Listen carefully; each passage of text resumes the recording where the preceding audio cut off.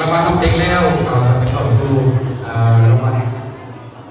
ศิลปะพอเนาะสำหรับรางวัลร้องเพลงข้าพเจ้าจะประกาศรางวัลชมเชยแล้วเขาออกมาพร้อมเลยเนาะ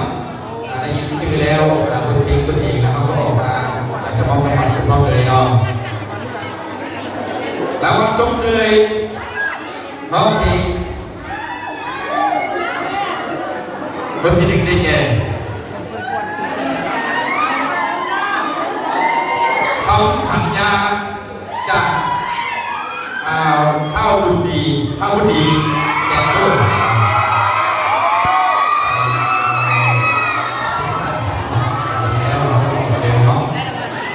ผู้ที่สอง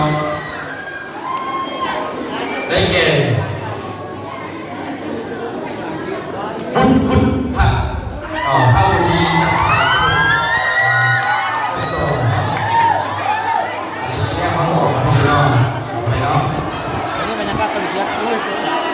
ผู้ที่สามได้แก่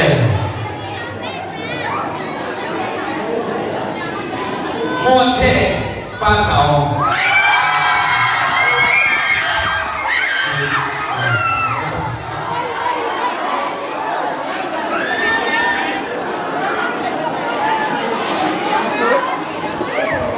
ผู้ที่สี่เรามาเป็นเพลงผู้ที่สี่ได้แก่แม่ดินของสร้าง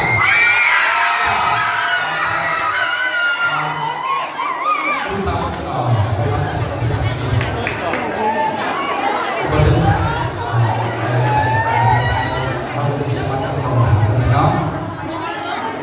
แล้วก็ชมเชยของเพลงคนสุดท้ายได้แก่บทเพลงเสิร์ฟเที่ยวแข่งกัน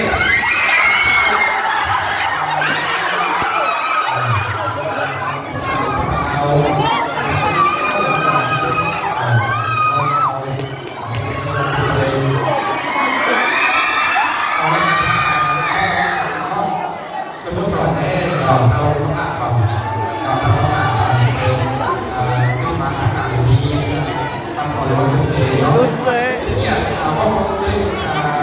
ห้องเป็นการทำดีตรงในสมัยโบราณห้องสามห้องรางวัลชมเชยแล้วก็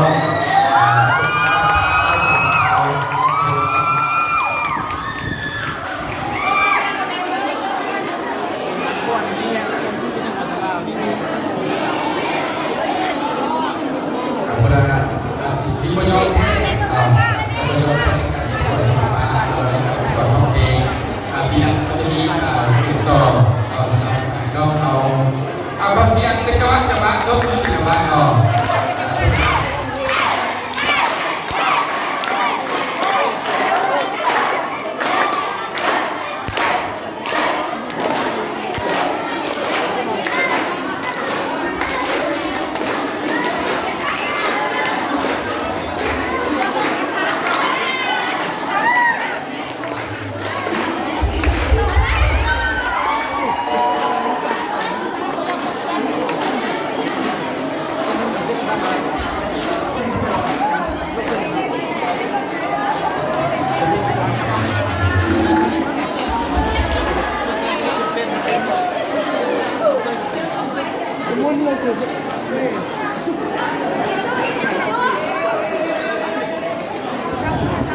อาเสียงคุณผู้ชมใส่อีกนิดนึงถ่ายรูปก่อนถ่ายรูปก่อนเด้อ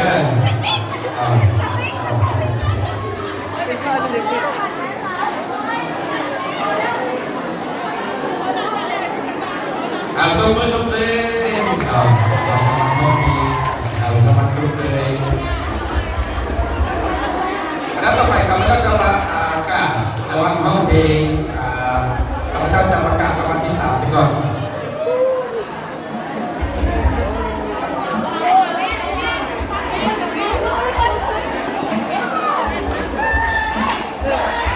เราจะประกาศรางวัลที่3สำหรับรางวัลร้องเพลง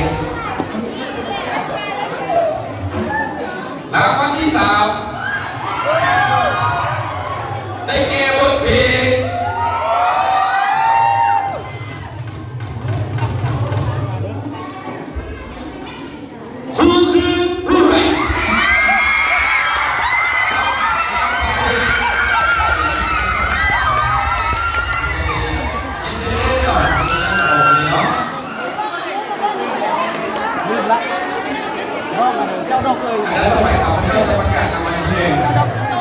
สำหรับการประกวดร้องเพลงครับที่รางวัลที่หนึ่งงานประกวดร้องเพลงงานประกวดศิลปะร้องเพลงในครั้งนี้ได้แก่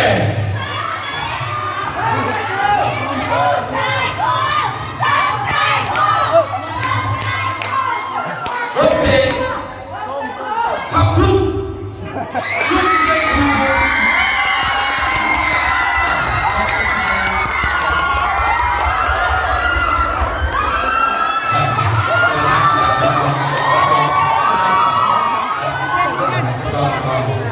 รางวัลที่สองได้แก่ไต้ฟ้าบ้านเราเนาะ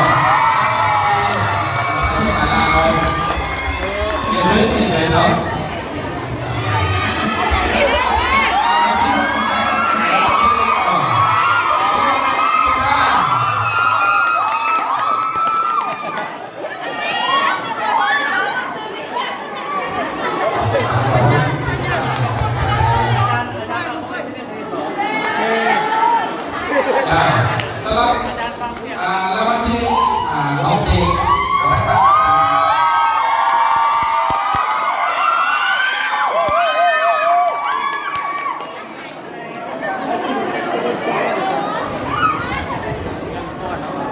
เป็นเกียรติ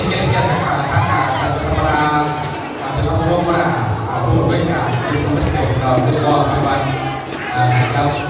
การท่องเสียงดีเนาะกับปี2000ก็สวัสดีเรียนเชิญเก็บเรียว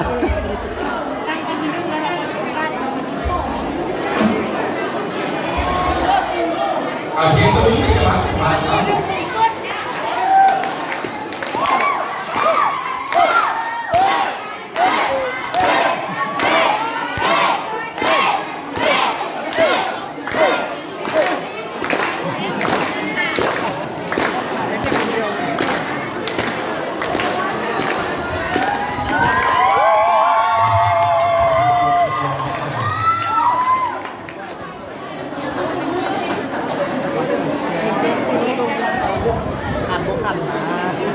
ขอเสียงปรบมือ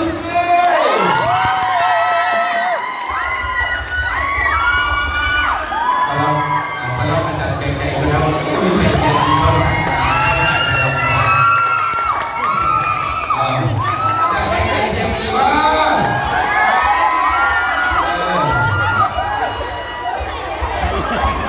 แกงจะไม่เป็นอะไรดีเป็นยาวไปการประกวดศิลปะ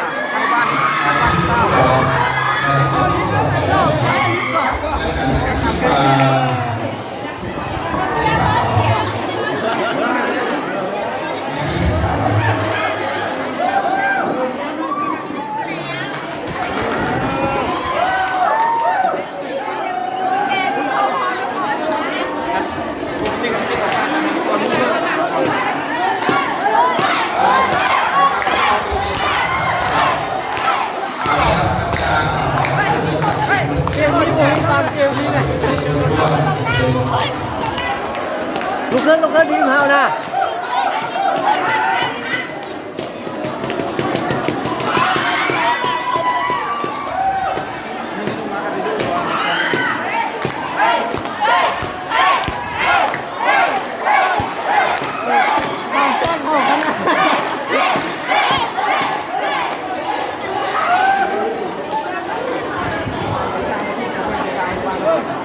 แค่อะไรเขาเพิ่งหน้าเฮาเลย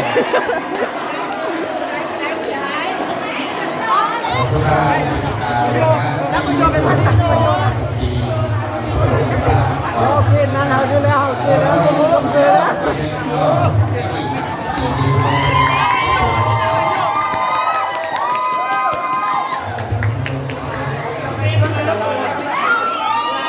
เรื่องภาษาลาวกับคณิตศาสตร์แล้วก็เฮาภาษาลาวไปแล้วอ่ะภาษาลาวยังหรือบ่อันนั้นสิบะปฐมคณิตไปแล้วที่บอกคณิตที่เราสำหรับแล้วก็ประกาศวันที่3ของโปรโมทประจำปี2019 สาว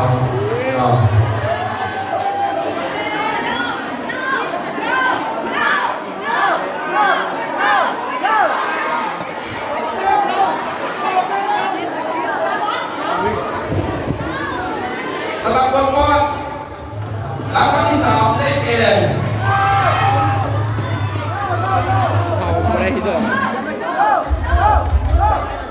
โปรโมทเสื้อเดี่ยว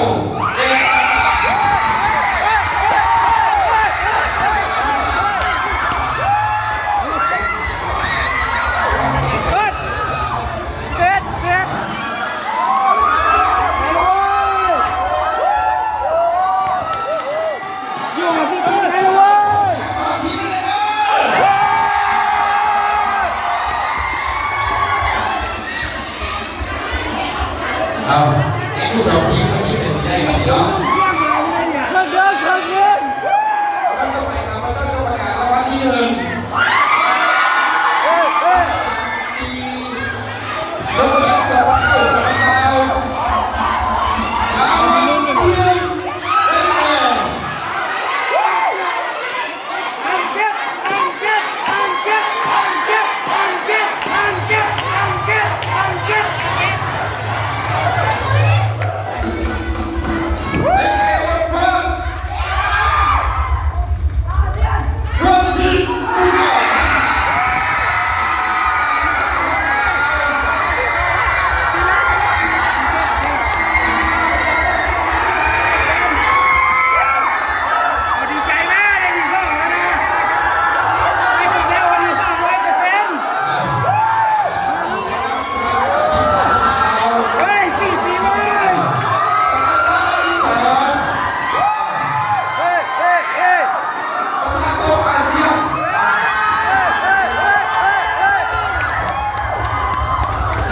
ได้แก่